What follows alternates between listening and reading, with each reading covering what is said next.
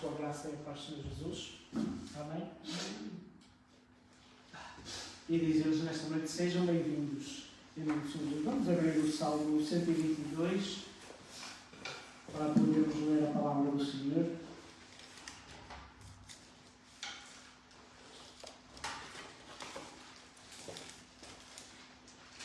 Salmo 122.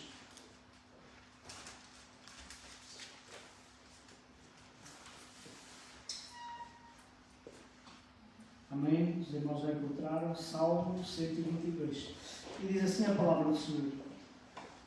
Salmo 122. Alegrei-me quando me disseram, vamos à casa do Senhor. Os nossos pés estão dentro das tuas portas, ó Jerusalém.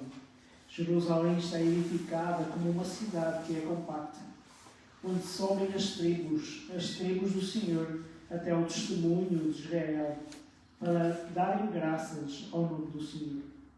Pois ali estão os tronos do juízo, os tronos da casa de Davi. Orai pela paz de Jerusalém.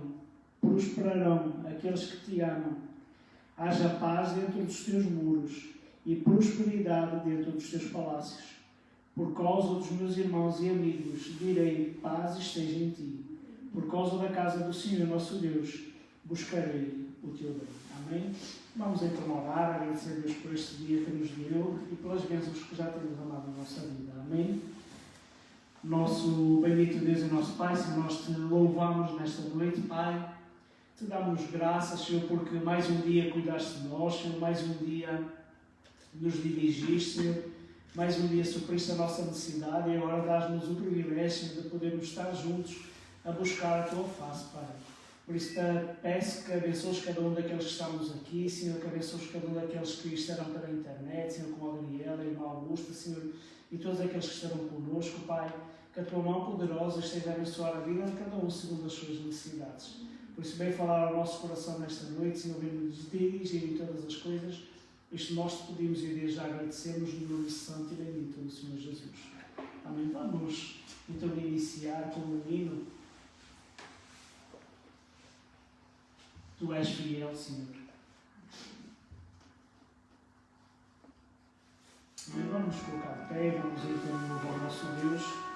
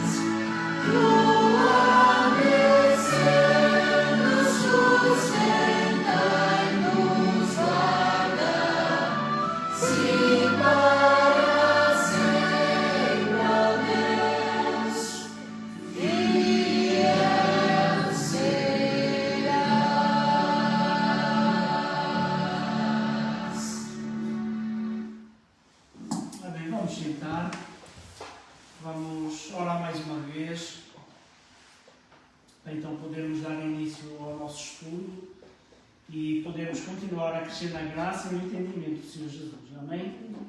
Nosso bendito Deus e nosso Pai, Senhor, nós te pedimos, Pai, que continues a preparar a nossa mente e o nosso coração, Senhor, para ouvirmos a Tua palavra, Senhor, para refletirmos nela, Pai, e Tu operares na nossa vida aquilo que nós carecemos, Pai. Por isso, dá-nos ouvidos para ouvir, Senhor, dá-nos entendimento para compreender aquilo que nos queres ensinar, Pai, e dá-nos um coração sensível, Senhor, predisposto a obedecer, Senhor, e se quebrantar na Tua presença. Por isso, abençoa-nos agora, Pai, dirige-nos em todo o tempo, Pai, e que o Teu nome seja eternamente glorificado nas nossas vidas. Te pedimos também, Pai, pois sabemos que o inimigo das nossas almas, Senhor, vem-nos cirandar, vem-nos distrair, Senhor, vem endurecer o nosso coração, Senhor, que todo o intentado maligno, Senhor, para nos impedir de receber a Tua palavra, seja repreendido no nome de Jesus, e que realmente a única voz que ouçamos nesta noite seja a voz do nosso amado pastor, o Senhor Jesus. Por isso, abençoa-nos, dirige-nos, isto nós te pedimos e desde já agradecemos no nome santo e bendito do Senhor Jesus. Amém. Nós vamos abrir a palavra do Senhor em Mateus, capítulo 22.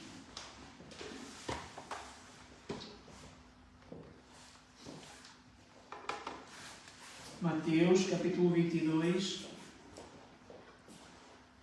E vamos ler do verso 37 até ao 40.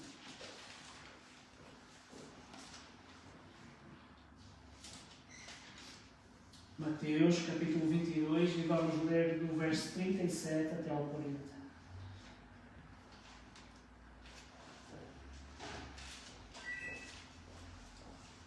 Amém?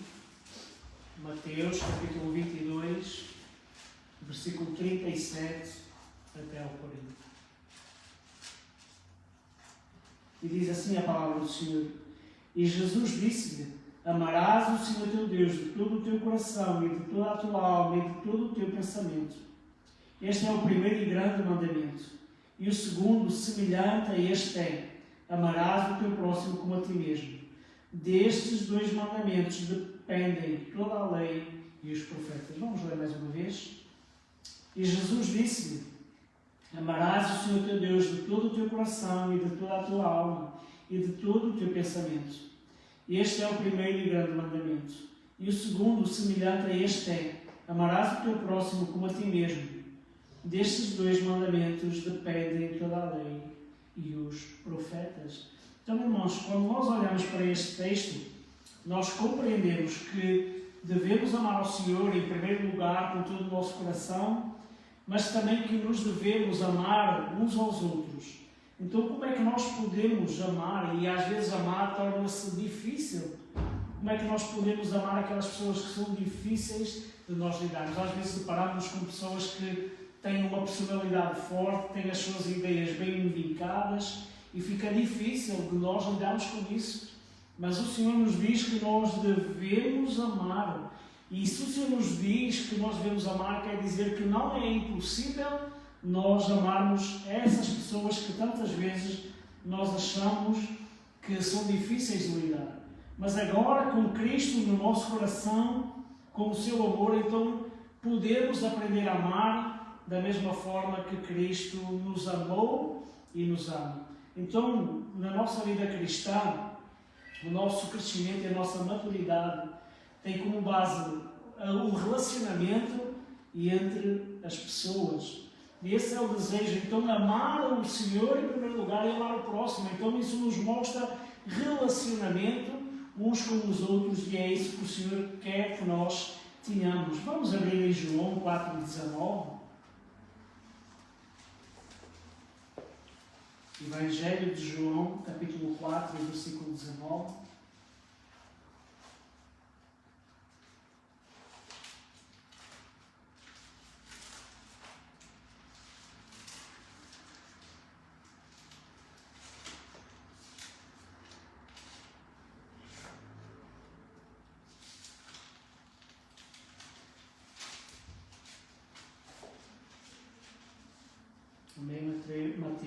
João, capítulo 4, versículo 19, diz assim: Disse-lhe a mulher: Senhor, vejo que és profeta. Então nós damos livremente aquilo que nós recebemos. Então o Senhor Jesus é aquele que nos dá o amor e é Ele que nos ensina a amar. Em Mateus capítulo 10, no versículo 8, também nos tem um ensino para nós. Mateus capítulo 10 e versículo 8. Nós vamos ler agora 2 ou 3 textos seguidos. Mateus capítulo 10 e versículo 8.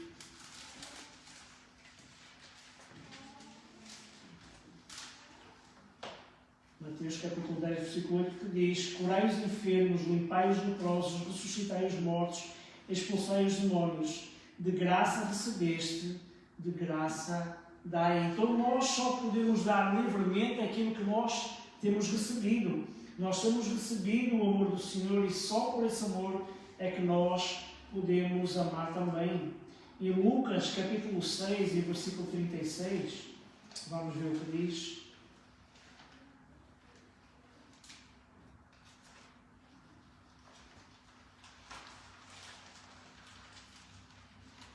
Lucas capítulo 6 e versículo 36.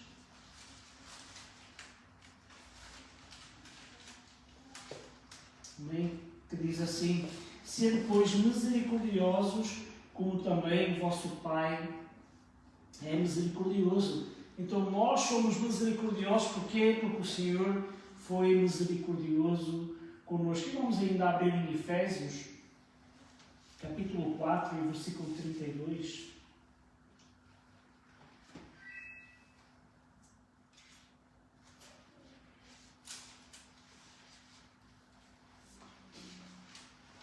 Efésios capítulo 4 e versículo 32, diz assim: antes, sede uns para com os outros benignos, misericordiosos, perdoando-vos uns aos outros, como também Deus vos perdoou em Cristo. Então nós perdoamos da mesma forma que Jesus Cristo nos perdoou a nós. Então nós não podemos fazer isto sem nós compreendermos realmente a graça, o significado da graça de Cristo sobre a nossa vida.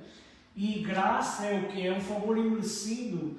Então não é uma coisa merecida, e da mesma forma que a graça vem sobre as nossas vidas, nós devemos agir da mesma forma com aqueles que estão ao nosso redor. Então, olhando para os textos anteriores, nós amamos porque Ele nos amou primeiro. Nós damos livremente porque Ele também livremente nos deu a nós. Nós somos misericordiosos porque Ele foi misericordioso para connosco. E nós perdoamos porque Ele nos perdoou a nós primeiro. Então, quando realmente nós compreendemos o significado da graça, então isto acontece na nossa vida. Essa ação, essa transformação estranha de que nós só podemos dar aquilo que nós recebemos. E se nós temos sido abençoados pelo Senhor e temos recebido do Senhor esta graça, esta bondade, esta misericórdia, este perdão, então nós devemos agir da mesma forma e estamos preparados para agir da mesma forma que o Senhor quer.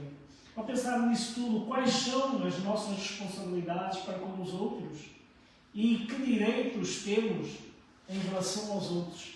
Nós normalmente, quando vemos alguma discussão, muitas vezes, principalmente entre casais ou em alguém que tem muita intimidade ou que vivem no mesmo lar, uma coisa que acontece é as mútuas acusações. Então, as pessoas, o que acontece é que muitas vezes nós pensamos nos nossos direitos e esquecemos dos nossos deveres. Por exemplo, uma discussão és egoísta. Porquê? Porque não ajudas. Então, o sentido do egoísmo é só para o meu próprio proveito ou para o meu interesse. E muitas vezes nós desconsideramos a nossa responsabilidade. Pensamos nos nossos direitos, pensamos naquilo que é para nosso favor, mas esquecemos que também temos responsabilidade para com aqueles que nos rodeiam. Então, ao pensar nisso, quem é que nós somos que julgamos tantas vezes o servo alheio? Porque para o próprio Senhor Ele está de pé ou cai, mas estará firme, porque poderoso é o Senhor para o firmar. Então, muitas vezes nós temos a tendência de olhar para o caráter das pessoas e a observar as falhas, mas uma coisa que nós precisamos compreender é que essas falhas não nos compete a nós julgá-las, mas cabe na realidade ao Senhor.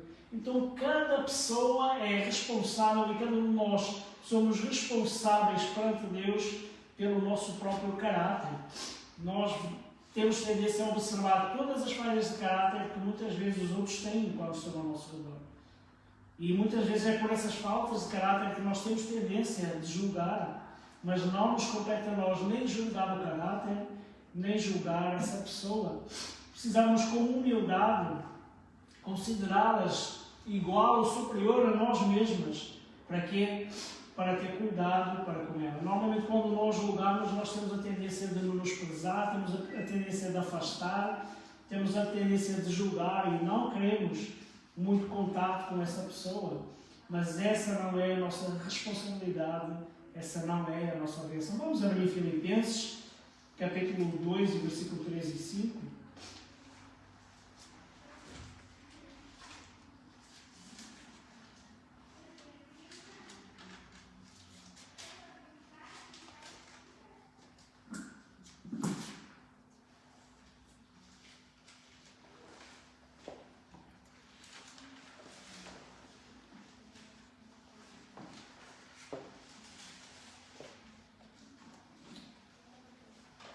Filipenses, capítulo 2,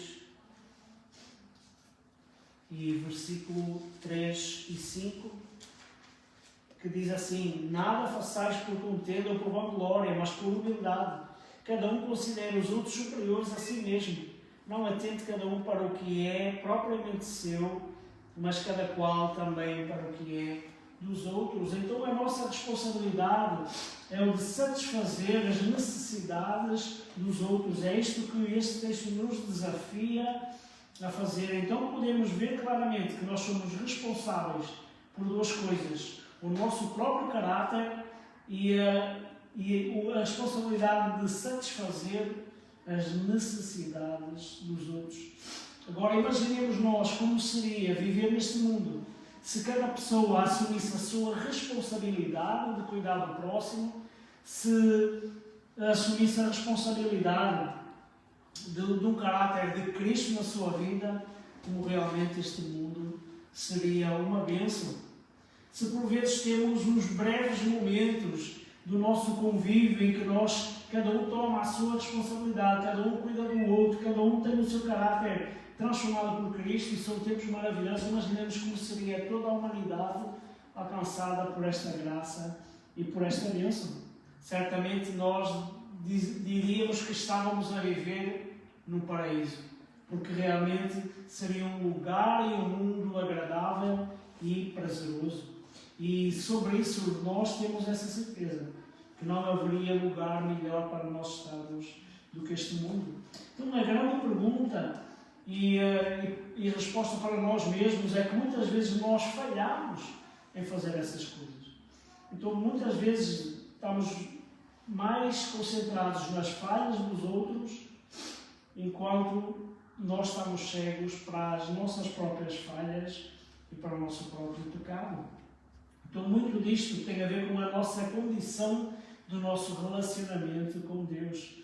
Então, quando o nosso relacionamento com Deus não está a viver a sua plenitude, ou não estamos a ter um relacionamento com Deus na intimidade perfeita, o que acontece é que nós não temos percepção do nosso próprio pecado. Mas quando nós temos esse contato, uma busca constante com Deus, vivemos na intimidade, então nós a percebemos. E foi isso que aconteceu com Isaías, quando ele teve este encontro com o Senhor. Vamos abrir em Isaías capítulo 6 e vamos ler o versículo 1.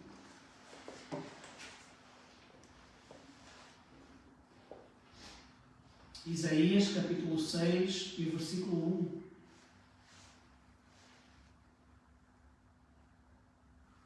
Amém?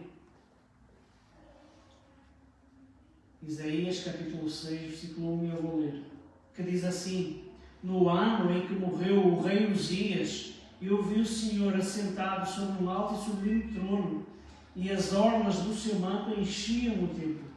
Qual foi o resultado desta experiência fantástica que Isaías teve.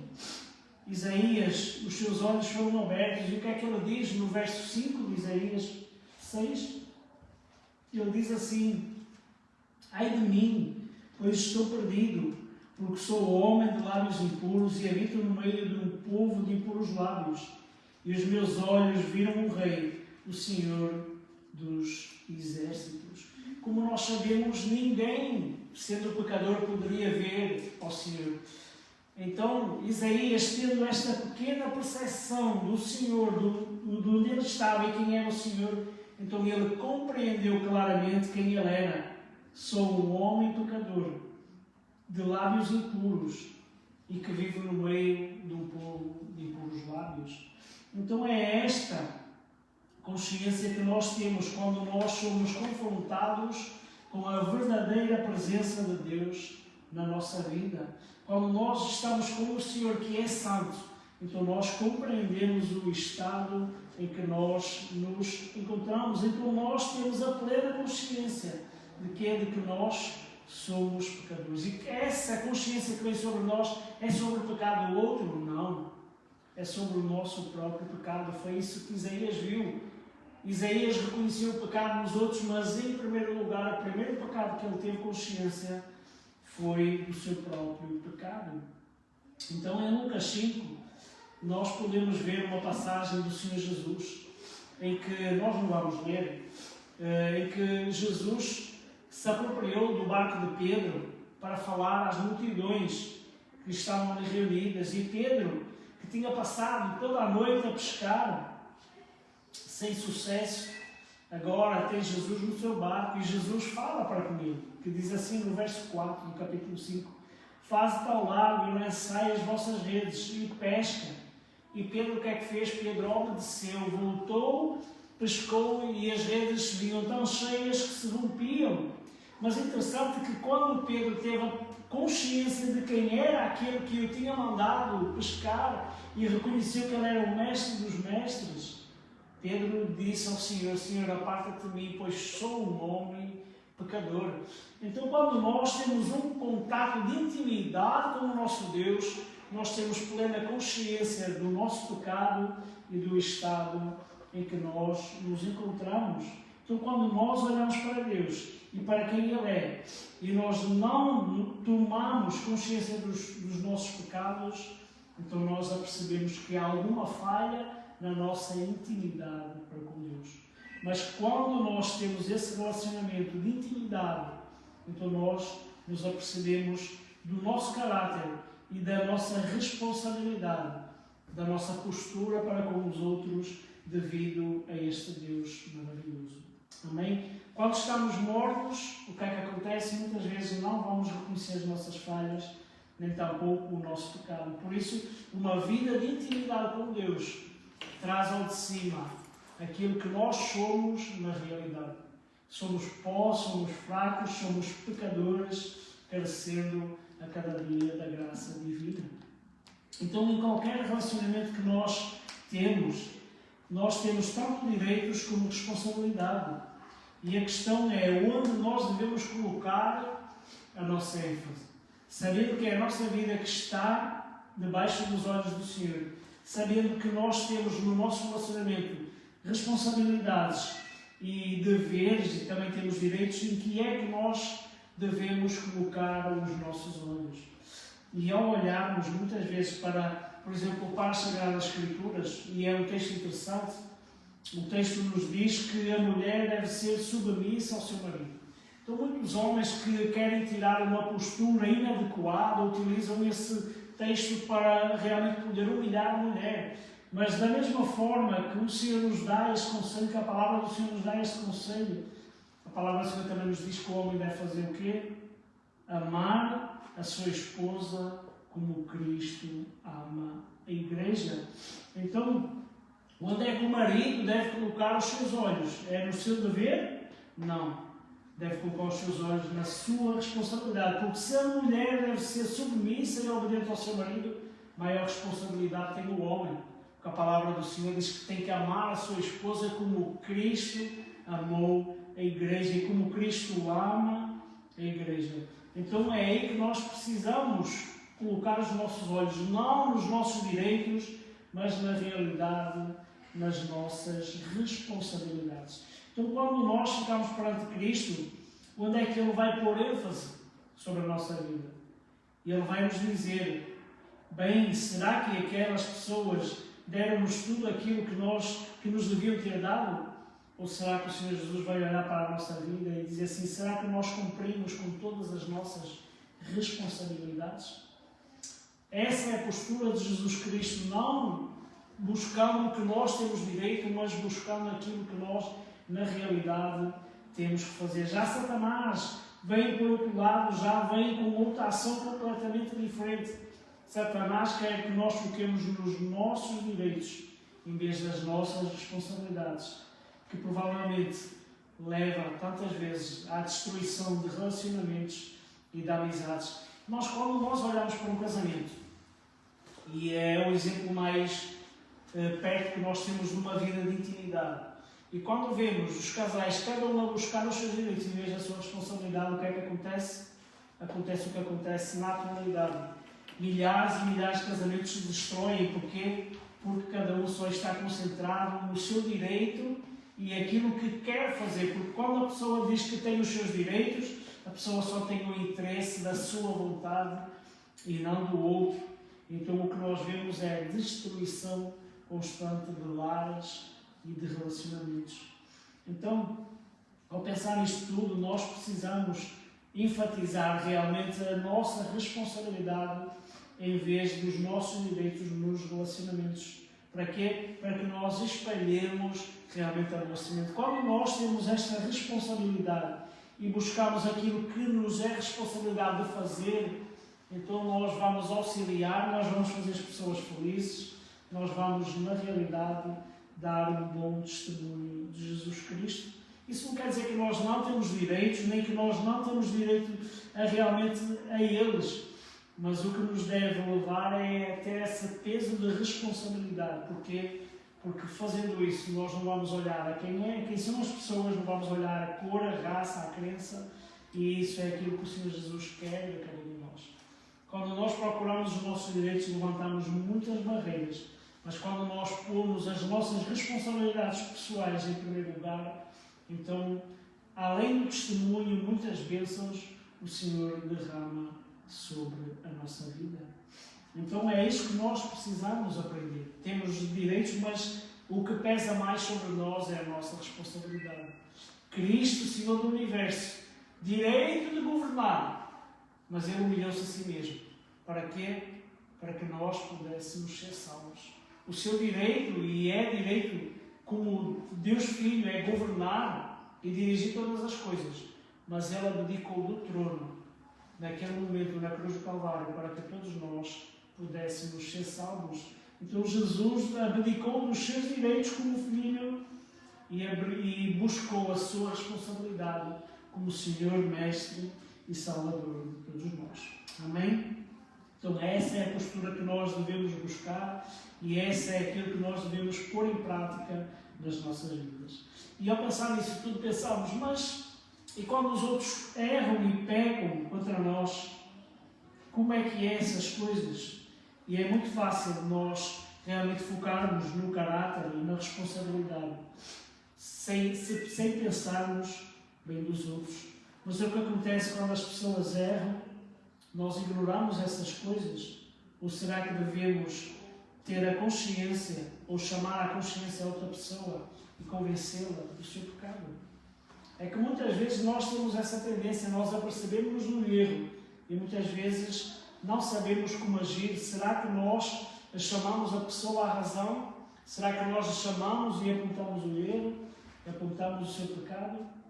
E é importante nós, tantas vezes, não focalizarmos realmente esse erro. É a nossa responsabilidade chamar a atenção, mas não como uma falha em que realmente muitas vezes traz dureza de coração, mas levarmos a pessoa na sua consciência a compreender o seu estado. É interessante que quando Jesus dificilmente acusava claramente a pessoa do seu pecado. A pessoa, quando se encontrava com ele, tinha essa percepção do seu pecado. E quando Jesus falava, ele sempre falava com amor e com retidão.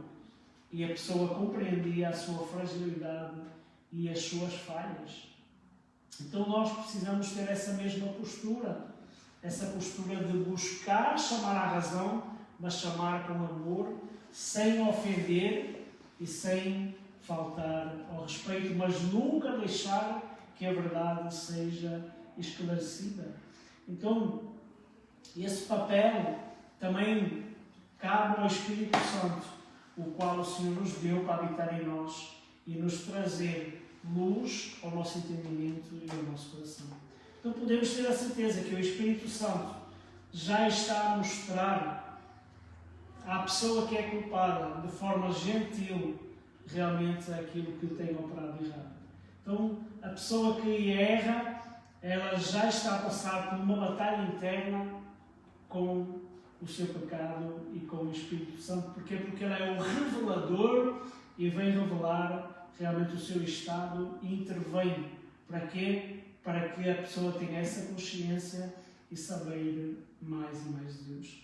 Então, o que é? Deixar que seja o Espírito Santo somente a mostrar as falhas?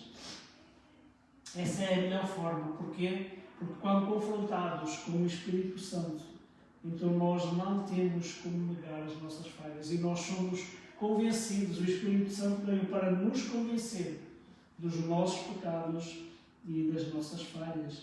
E Ele convence de forma perfeita e plena. Vamos abrir em 2 Coríntios, capítulo 5, versículo 8. E pensando nisso, nós podemos compreender que nós não fomos chamados para o ministério da condenação, mas a palavra do Senhor nos diz qual foi o ministério que nós, como seus filhos, fomos chamados. 2 Coríntios, capítulo 5 e versículo 18.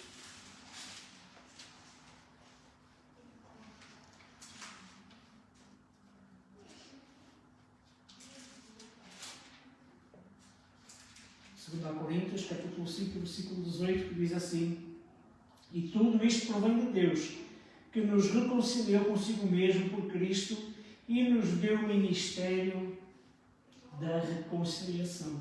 Então nós fomos chamados para este ministério da reconciliação e não da condenação.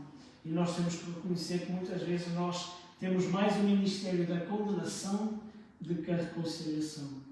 Por isso é que nós carecemos a cada dia do agir do Senhor na nossa vida. Precisamos de esclarecimento nas nossas mentes e precisamos desta intimidade com este Deus para fazer aquilo que Ele quer. Então, olharmos, o amor não expõe uma multidão de pecados? Não. Pedro escreveu que, tendo antes de tudo ardente amor uns para com os outros, porque o amor cobre uma multidão de pecados. Então, o que o apóstolo Pedro nos fala é que nós não devemos expor realmente a multidão de pecados e que o verdadeiro amor ele não expõe, mas o verdadeiro amor cobre essa multidão de pecados. E foi isso que Jesus Cristo fez por nós. O seu imenso amor cobriu a multidão de pecados que nós tínhamos. Então, pensando nisso, será que deve haver disciplina?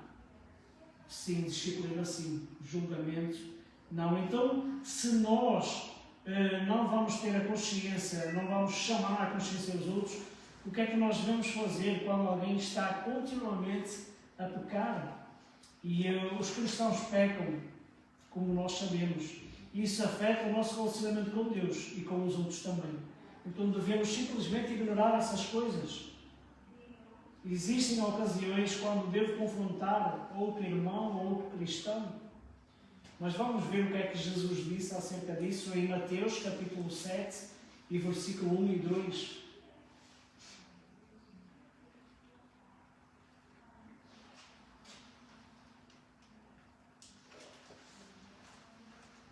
Mateus capítulo 7, versículo 1 e 2.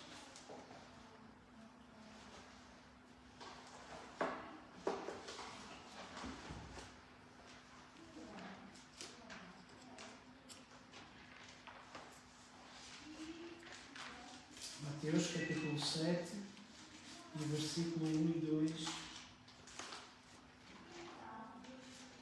Vamos ver o que é que diz.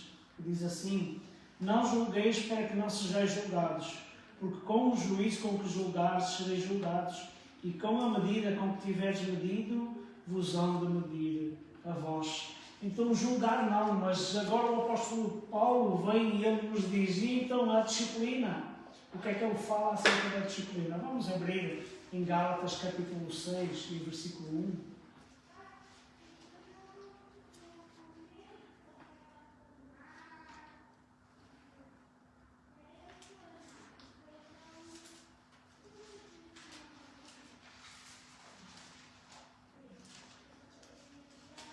Enquanto a palavra nos diz que julgar, Jesus nos diz que julgar não, o apóstolo Paulo nos diz que disciplinar sim.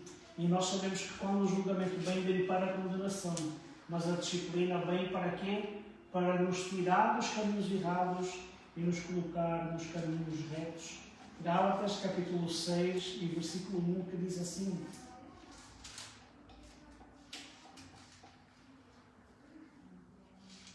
Gálatas capítulo 6 e versículo 1 que diz assim: irmãos, se algum homem chegar a ser surpreendido em alguma ofensa, vós que sois espirituais, encaminhai o tal com o espírito de mansidão, olhando por ti mesmo, para que não sejas também tentado. Então Jesus nos diz que julgar não, e o apóstolo Paulo diz que disciplinar sim, porque o julgar é para condenação, mas o disciplinar é para que as nossas vidas sejam transformadas. Então será que nós devemos julgar ou devemos disciplinar os outros? E como nós vemos, o julgamento é diferente da disciplina. Então o julgar, ele está sempre relacionado com o caráter, enquanto o disciplinar está sempre relacionado com o comportamento. A disciplina tem que estar baseada em algo que nós vimos ou ouvimos.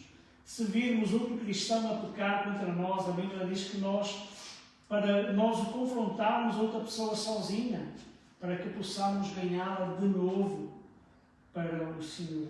Se a pessoa não se arrepender, então devemos levar 2 ou 3 testemunhas que viram o mesmo pecado a ser cometido. E se essa pessoa teme e não ouvir, então devemos dizer à igreja. É isso que nos fala em Mateus capítulo 18, versículo 15 e 16. Então o objetivo deste processo não é condená-los, mas é restaurar as suas vidas a Cristo. Nós temos essa tendência de julgar para realmente, vamos utilizar este termo, para crucificar pelos seus erros.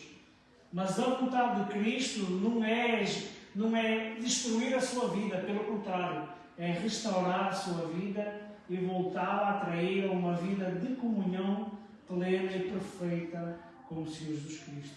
Então, se não houver mais testemunhas, é apenas a nossa palavra contra a palavra dessa pessoa. E se assim for, simplesmente deixemos assim. Deus sabe todas as coisas, sabe todos os assuntos, e é dele a função de trazer a condenação e não a nossa.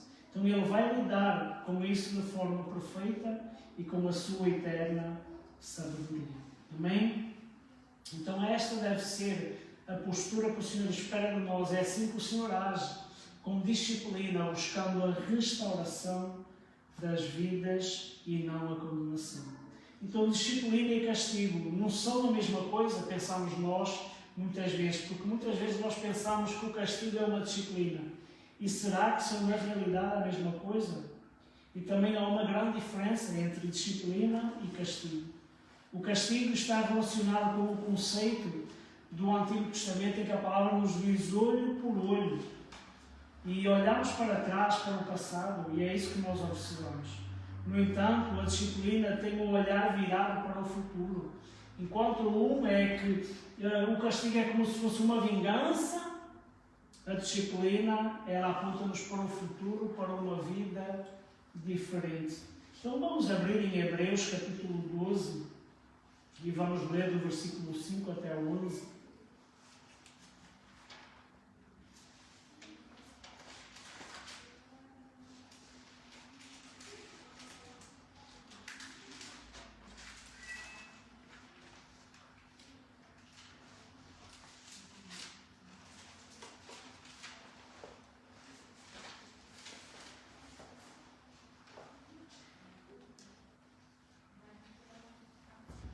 Hebreus, capítulo 12,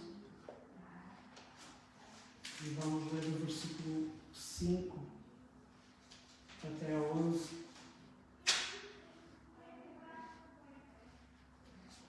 Hebreus, capítulo 12, versículo 5 ao 11, que diz assim a palavra do Senhor: E já vos esqueceste da exortação que argumenta convosco como filhos. Filho meu, não desprezes a correção do Senhor, e não desmaies quando por ele fores repreendido, porque o Senhor corrige o que ama e açoita qualquer que recebe por filho.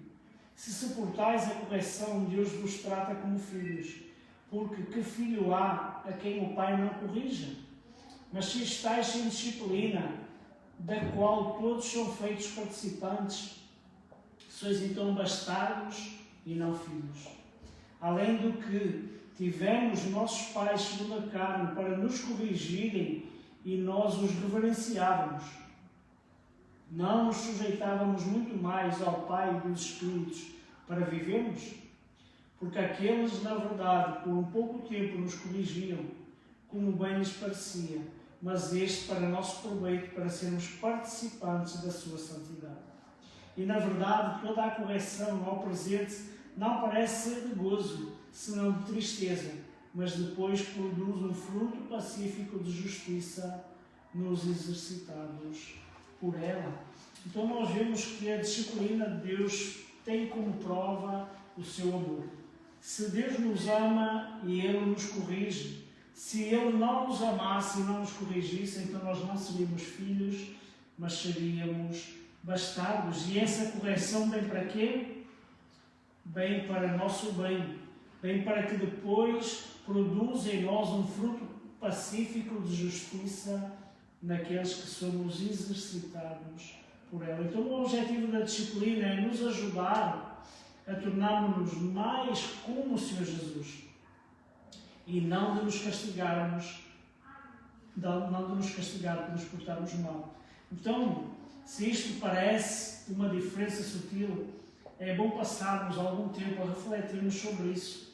E que maravilhoso que é nós não termos um Deus que nos castiga, mas é que em vez disso temos um Deus que nos corrige e que faz as escolhas difíceis para preparar o nosso futuro. Então é assim que Deus age. Deus age buscando a disciplina na nossa vida para trazer fruto sobre o nosso futuro, sobre a nossa vida. Então essa é a medida que nós precisamos compreender na nossa vida. Deus não nos castiga, mas Deus corrige-nos e prova o seu amor nessa correção para connosco. Amém? Então, nós somos disciplinados também porque amamos da mesma forma que Deus nos ama a nós. E por isso nós também devemos disciplinar alguém que porventura esteja em desacordo com a vontade do Senhor. Para quê? Para que no futuro possa ter umas escolhas melhores e que o seu passado não seja punido, mas que o seu futuro seja um futuro risonho no Senhor Jesus. Amém? E o que é que acontece quando a situação é inversa? Como é que respondemos quando alguém ataca o nosso caráter? Então, será que nós devemos ficar na defensiva? E nós vamos ter certamente essa tentação ou essa posição. Mas como é que Jesus reagiu quando aconteceu isso com ele? Vamos abrir em 1 Pedro, capítulo 2 e versículo 23.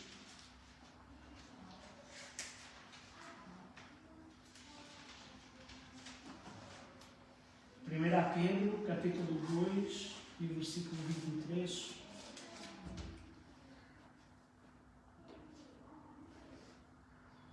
Que diz assim: o qual, quando injuriava, não injuriava, e quando padecia, não ameaçava, mas entregava-se àquele que julga justamente. 1 Pedro, capítulo 2 e versículo 23. Então esta era a postura do Senhor Jesus. Ele não injuriava a quem o injuriava. E quando padecia, não ameaçava, mas entregava-se todas as coisas àquele que julga justamente. Agora que estamos vivos em Cristo e perdoados, não precisamos de nos defender mais. Se nós estivermos errados, nós não temos defesa. Mas se estivermos certos, não precisamos nos defender, porque Cristo é a nossa defesa. Então há uma história que diz que uma senhora telefonou para o seu pastor e combinou encontrar-se com ele. E ela tinha escrito uma lista de coisas boas e coisas más sobre ele. E ela queria falar com ele sobre isso.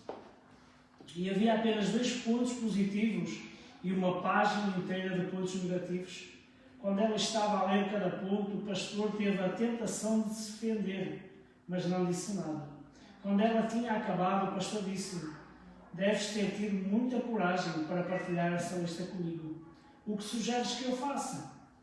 Naquilo que ela começou a chorar e disse: não és tu, sou eu.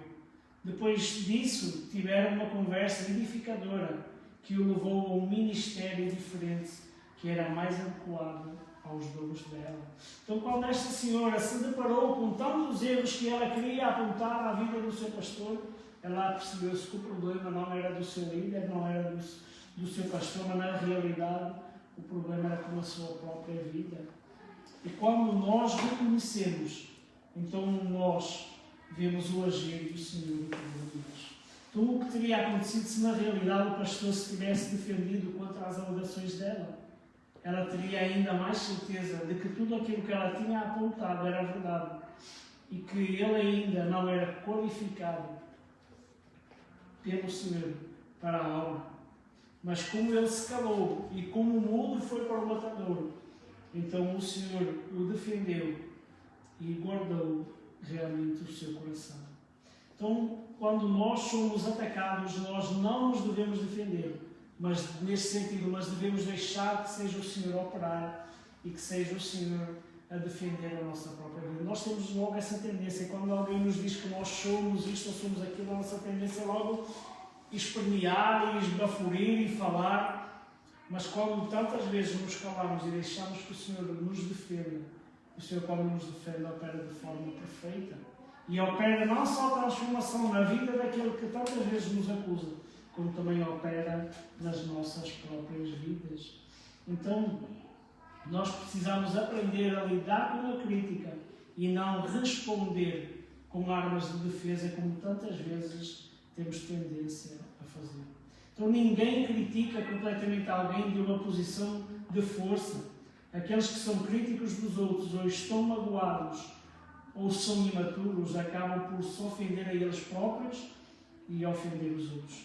Se nós pudermos aprender a não ficarmos defensivos quando nos atacam, então nós podemos levar a uma oportunidade de ministrar às pessoas que estão à nossa volta este amor maravilhoso do Senhor Jesus.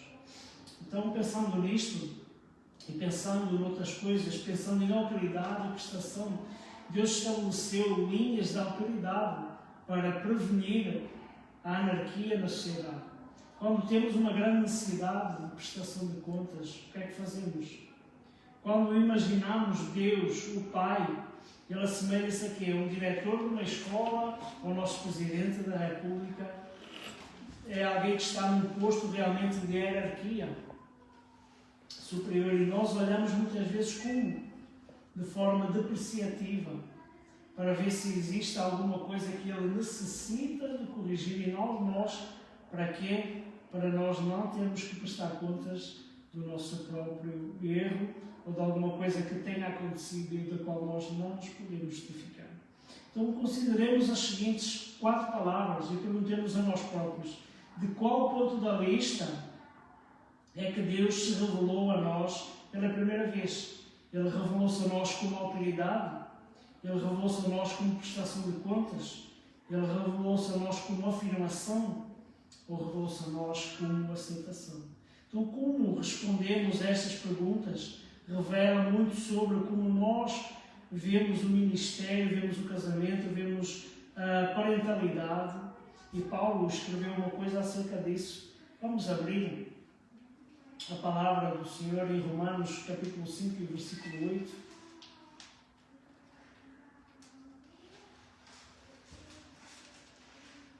Romanos capítulo 5 e versículo 8.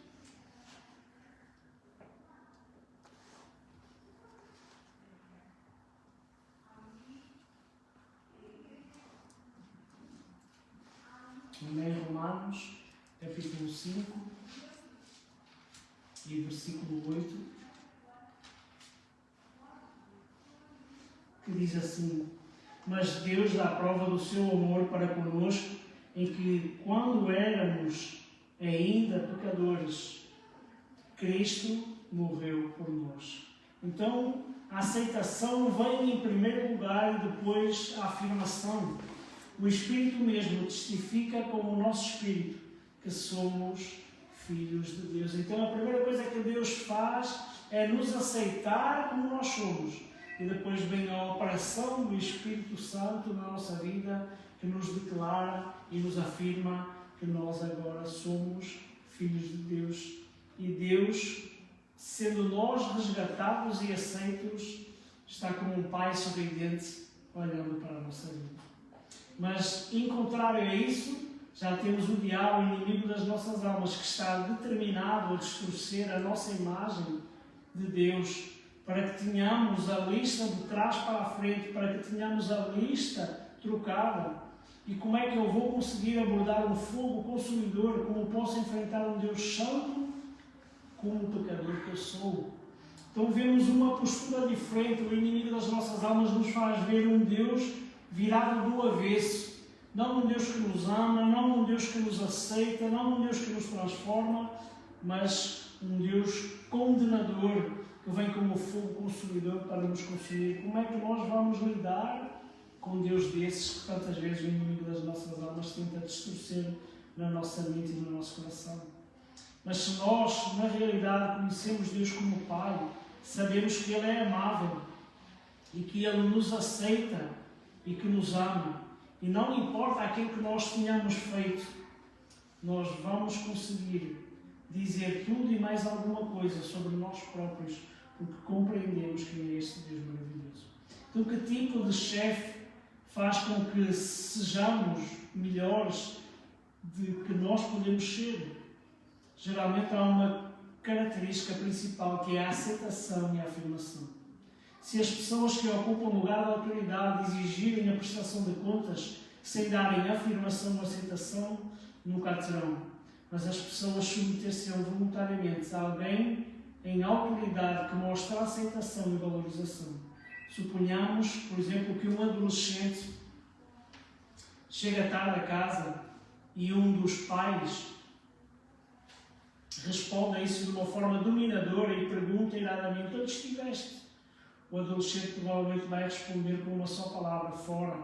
Então o pai pergunta: o que estiveste a fazer? E o adolescente responde dizendo: nada, pouco foi conseguido através disto. E esse tipo de postura normalmente é o que o inimigo nos quer fazer ver de Deus. Mas quando Deus nos aceita, nos quebranta. E é isso mesmo que nós vemos num chefe que nos aceita, que nos direciona, ele ganha o nosso respeito.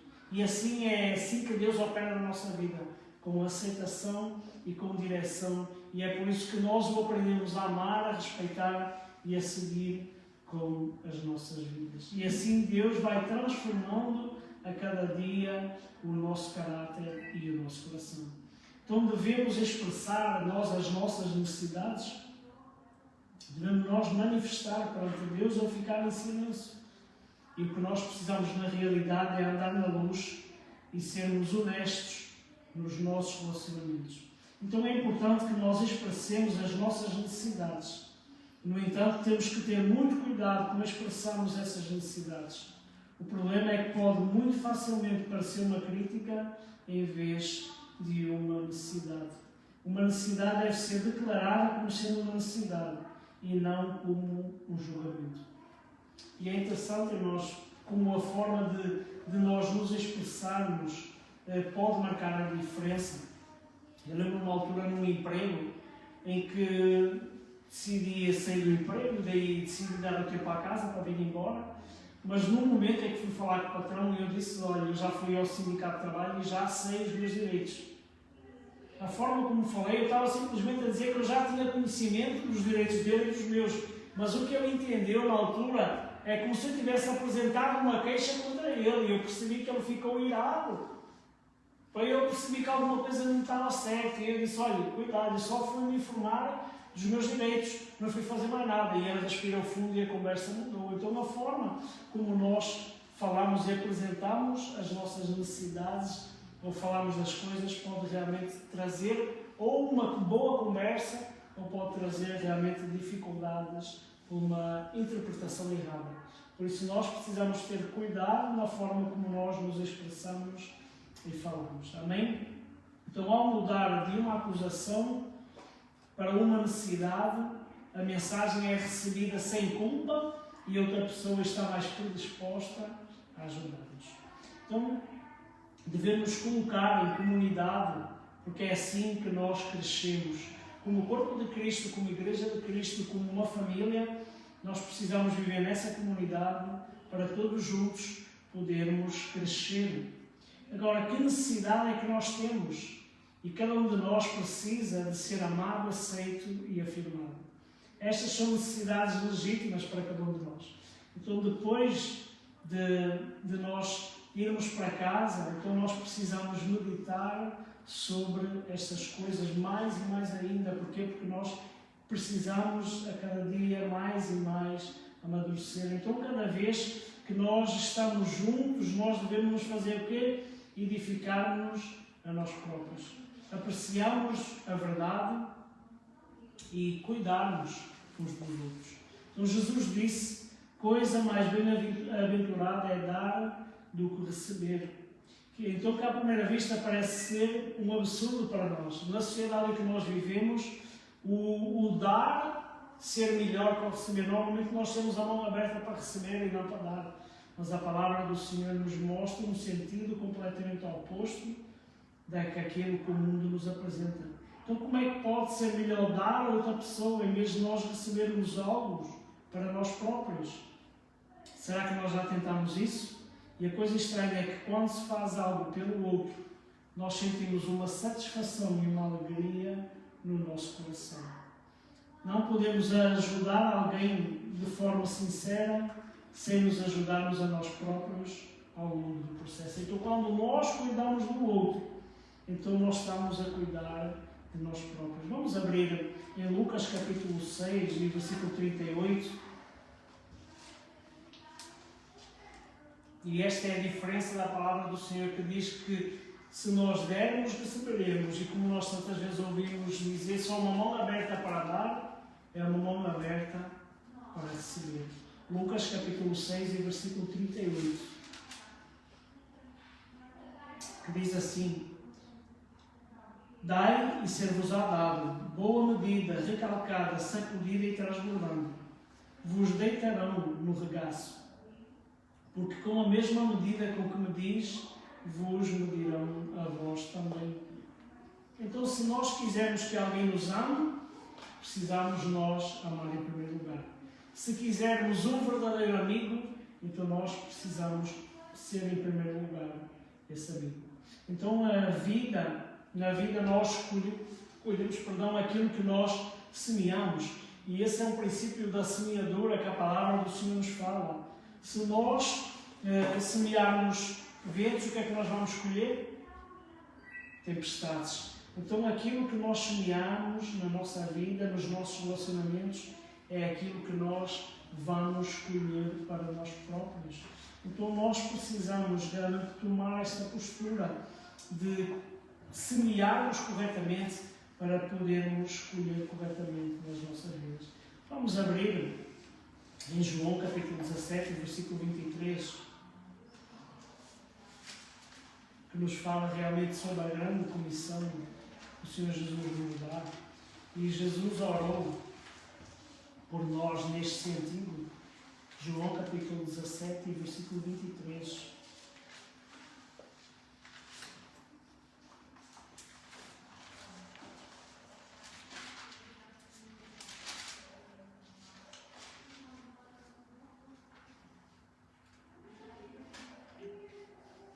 João capítulo 17, versículo 23, diz assim: eu neles e tu em mim, para que eles sejam perfeitos em unidade e para que o mundo conheça que tu me enviaste a mim e que os tens amado a eles como me tens amado a mim. Então Jesus orou para que nós fôssemos um.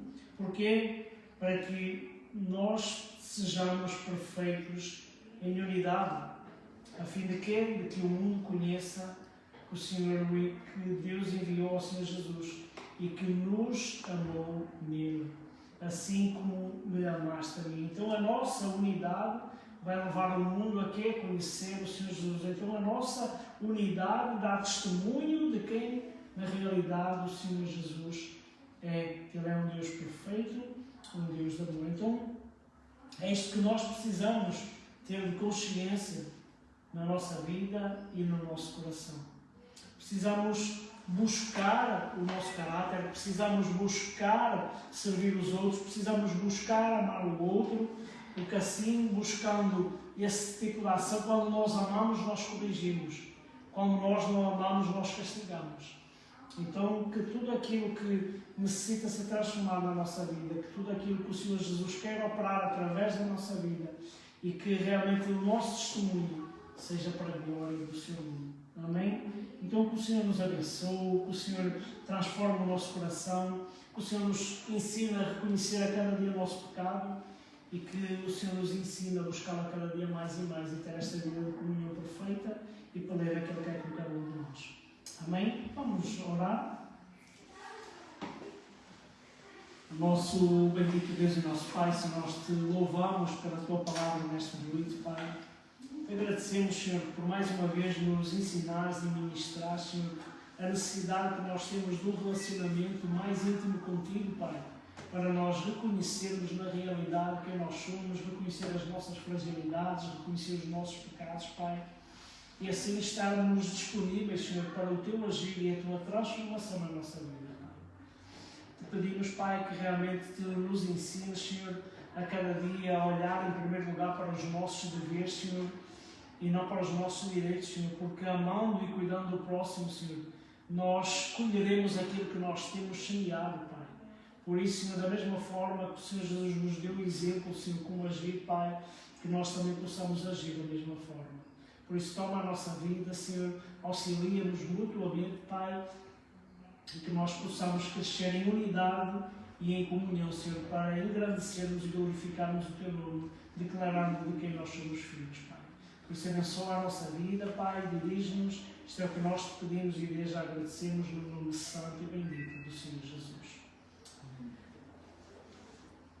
Antes de terminarmos, eu queria só informar que a irmã Augusta continua, não é, na sua dificuldade física. O irmão Daniel hoje também não está connosco, estava um pouquinho a ficar gripado, a beber uma água muito fria e estava a sentir a garganta a ficar inflamada.